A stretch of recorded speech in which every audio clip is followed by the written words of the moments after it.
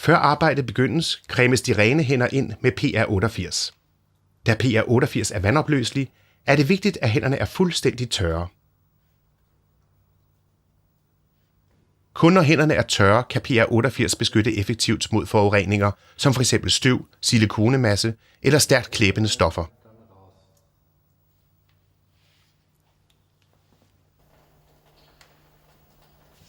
I auto- og industrilakbranchen gør PR88 god tjeneste.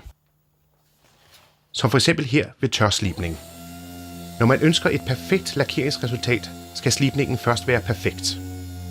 Trods alle hjælpemidler kan følelsen med hånden ikke undværes.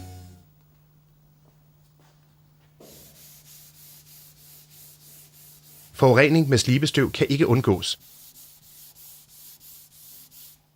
Men også her giver PR88 optimal beskyttelse. PR88 giver også perfekt beskyttelse mod fugemasse. Ved dette arbejde er fingerfølelse absolut nødvendig. Derfor foretrækker lakerere tætningsmasser, som de kan stryge glat med fingrene. Kun på den måde bliver tætningen virkelig glat. PR88 beskyttelsesfilmen forhindrer, at huden kommer i direkte kontakt med tætningsmidlet.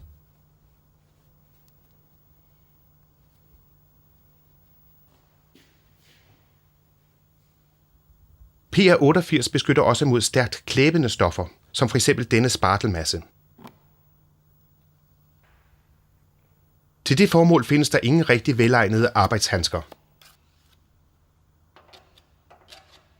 Derfor berører spartelmassen delvis med fingrene. PR88 forhindrer, at massen hænger fast på huden. Derfor er det næsten unødvendigt at bruge opløsningsmiddelholdige eller gnidemiddelholdige håndrensprodukter.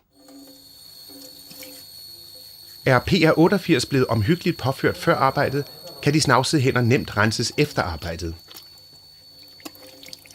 Hænderne vaskes blot med rent vand. Forureninger skylles simpelthen af sammen med det vandopløselige PR88. Eventuelt resterende snavs kan nemt fjernes med håndrens fra PR Clean-serien.